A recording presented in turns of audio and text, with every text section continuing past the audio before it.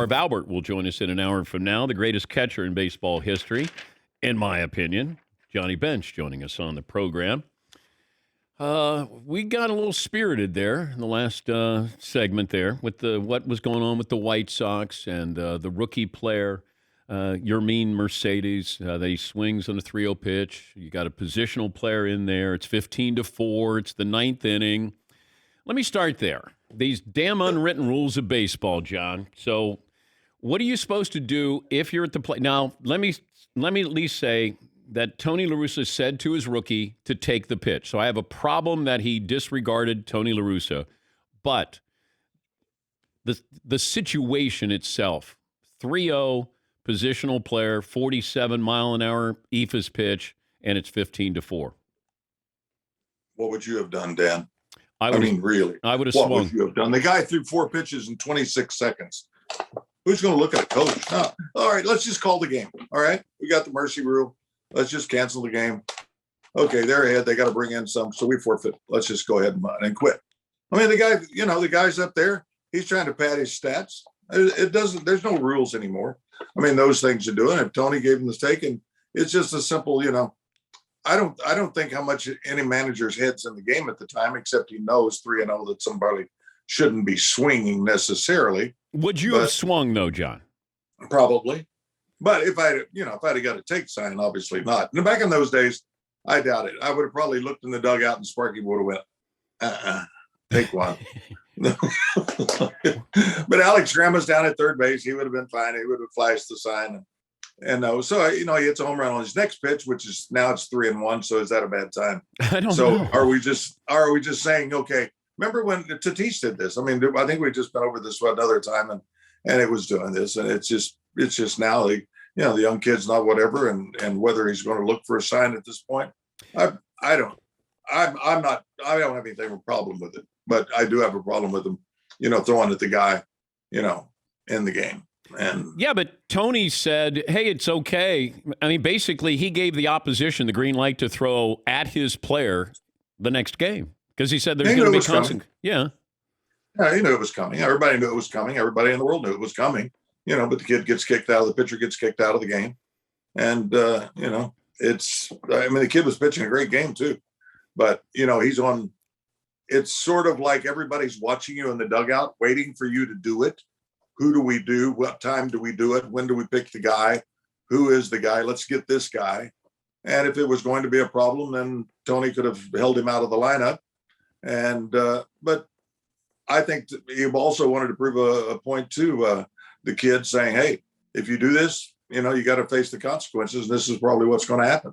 Yeah, but he didn't throw it at his head. He threw it behind his back, down his legs, and everything else. So. Yeah, but Tony can't be making this public. Like, why don't you? Tony's a Hall of Fame manager. Why don't you just say, look, we're going to keep it in-house. We're going to talk about this. It's a learning experience. He's a rookie. He's talented, blah, blah, blah. He's basically saying, hey, he's got to understand this. There's going to be consequences. I'm sure they're in the clubhouse. Our clubhouse leaders, supposedly, quote unquote leaders, are saying, hey, you better expect what's coming, okay? You made a mistake. You did the wrong thing. And the kid's saying, well, I got a chance to hit a 3-run homer. I've got 3 more RBIs on my list. I go into arbitration next year. I'm going to arbitration, and my guy says, well, you had 97 RBIs. Oh, that's right. You hit that 3-run homer. We're not going to count that. We're not going to count that today, Rick. Do you think that players really care about that? They're embarrassed to be no-hit in today's game? Oh, gosh, yes. I don't think so. Because these guys, nobody puts the ball in play. They're all swinging for a home run. Dan, you're a basketball player, okay? You're a basketball player and golfer. You don't, hey, come on. Johnny, I threw a no-hitter in high school. I remember I hit a home run in the Astrodome off a kid, and we were in the 8th inning. And I came in, and Joe Morgan gave me the biggest hug in the world because the one thing he didn't want to be was no-hit.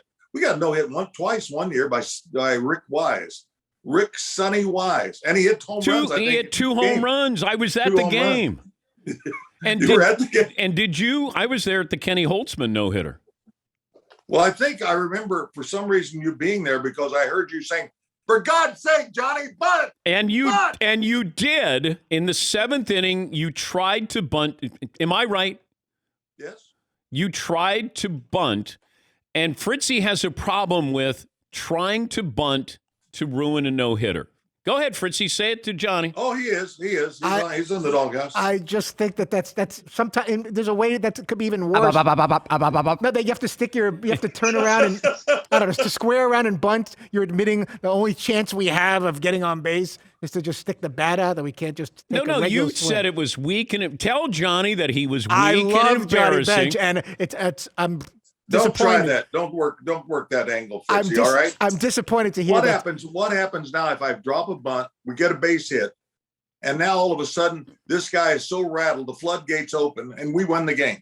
Or that's the only hit of the game, and you ruin the no-hitter. What happened with bunting. your pitching, Fritzy? If you were pitching and I bunted on you, I would be you'd so try angry. to pick me off. Yeah, you'd have try to pick me off and hit me. Yeah, Nope. you would have picked off. You wouldn't even thrown to the first baseman. You just hit me in the leg or something. You'd like But to I got charge you the right. mound right now, wouldn't you, Johnny? If Fritzy's Oh, on my the God. mound, you would charge I'm the gonna mound. tell you. Fritzy's been good to me. He's never sent me a gift for all these times I've been on and everything else. I get no Wow. parting gift. Wow. I get no parting gifts. I get nothing from this. Wow. All I get is Fritzy's got an idea. Fritzy, you got a great microphone. Keep it. It's what you do best. Thank you. No, not really. Not really.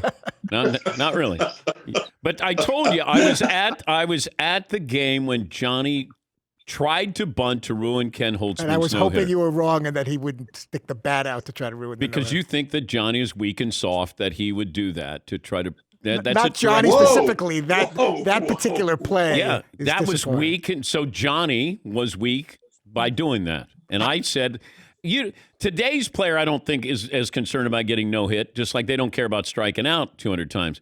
Back then, you didn't want to strike out, and you certainly didn't want somebody to no hit you. No hit. No. Because then the next day, Fritzy says, "You believe that Red's got no hit last night?" Right, Todd? Yeah, I'm disappointed. You're What disappointed about in the other Johnny. Danette? What's the consensus on the other Danette? Yes, McLovin. It's just so unfamiliar to me because I'm a Phillies fan, and like Mike Schmidt would never even consider bunting. So I don't even. Wow. It's not even my wheel. I wouldn't think about it. I'm going to tell Mike, and Mike will be proud you said that, but Mike would have dropped down a bunt every now and then. Yeah. And Philly No, we fans hate it. would still be upset with Schmidt if he even tried to do. No matter what Schmitty did, Philly fans didn't like him. Right. Does he get more mail when he keeps saying I'm a Phillies fan? He has to say, But your rookie year in '68, would you have swung on a 3-0 pitch? Oh, yeah. You mean in that No, if you were situation? told not to. No. Oh, okay. Oh, no. Not 68. Dave Bristol would have fined me $100 and never went half my week's salary. But they they changed the mound after '68. How much of an advantage was it for the pitchers that year? Well, they dropped it down by 1 or 2 inches, I think it was. And Gibson had just had that 1.12 ERA. And they're saying we've got to get more offense in. And that's when the American League decided to go with the designated hitter. And now it's like every bomb is a bomb. And, my buddy Mike Zunino, they're talking about him, either walk, strike out, or hit a home run. Because these guys, and there is no consequence. I mean, I see guys, I look at the lineup, these guys are hitting 159, 167. How are they in the lineup? I mean, in these days, it's fine. In our day, because, they have the Earl Weaver mentality of hit the 3-run homer. Let's get that going on the board. But in our day, you were hitting anywhere close to 220. You were looking over your, hoping when you got to the park, your locker was still had a uniform in it. But they don't even have a Mendoza line now because Mendoza is actually a decent hitter in today's game, John. The 200 line. Yes. I was talking to Euchre the other day because he's got a lifetime, I think 200 or 206 or whatever it is. But we laugh about it and everything else. But no, there's nothing out there anymore that says Mendoza or anything else in 200. The barrier. I mean, we had Lee May, Tony Perez, and I. And we had, if whoever struck out 100 times first, and we were trying everything to keep from doing that, had to buy the other guy bottles of champagne. I mean, that's, we were serious about not reaching that 100. We've got a guy, how many now probably has 100 strikeouts already? Is Gallo up there close? He might be. Do you realize how far ahead Earl Weaver would be great in today's baseball from the standpoint of, hey, go up there and hit a 3-run homer? That's all, Butch. I mean, we had a guy named Don Hefner was a manager a called everybody Butch, and he would hit that 3-run homer, man. And Earl would sit back there and wait for somebody to do it. And of course, I think somebody was talking about, you put a 3 runs on the board with that Orioles staff, you're probably going to have a winner. And those days, Palmer had 20, and Cuellar and McNally and Pat Dobson. They had the pitching to do it, and you can play for that one swing that would bring you a win. Offense was offense. Do you ever talk to Brooks Robinson about that 1970 World Series where he caught everything and then caught things that even, didn't seem humanly possible? We laugh every time. I still want my Hickok Belt Award. I want it back. He's robbed me. He robbed me. God, he was so good, John. He was unbelievable. Like, imagine a fielder changing the complexion of an entire World Series. Yeah. In 1971, in the All-Star game, I hit a bullet down there, and he caught it just like it was nothing again. And I threw up my arms, like that as I'm running to first base, and he's laughing all the way as he's throwing it to first. It was just amazing. And the way he did it, he didn't do it with any show or anything else. And the vacuum cleaner, and there were other great third basemen. You mentioned Schmitty was about as good as they got at third as well. And today you watch these guys and they're acrobats, Arenado and Chapman, and guys that are just phenomenal. I mean, you want to look at averages, Dan, back in our days, you had these guys running the outfield, but these guys are running 9.500s out there in the outfield. They're catching everything. They're jumping over fences. Yeah. They are such athletes today. I can't imagine anybody ever hitting 400 again. I think the new line is probably 350 or 360. It's just these guys in the infield, they're stealing base hits left and right. I mean, they're playing so deep. They got the coverage. They do that. They're acrobatic. They steal balls down the line. They throw the ball across the infield in a bullet. I mean, to watch today's athletes is just totally incredible to me to see the talents that they have. And a lot of that was done with Ozzie. Ozzie became one of the leaders of being such an unbelievable fielder. And then they followed with Vizquel, and they followed with guys that could do all this stuff. I mean, Ozzie gets a lot of the credit, but these guys are taking so much pride in their defense that they become just a game changer every time you look up. Great to talk to you. Sorry that Fritzy called you weak and soft, but it's always great to talk to you. Fritzy, you got my address, buddy. You better start sending some gifts. Wow. Makeup. I'm on the case. Wow, that's the great Johnny Bench.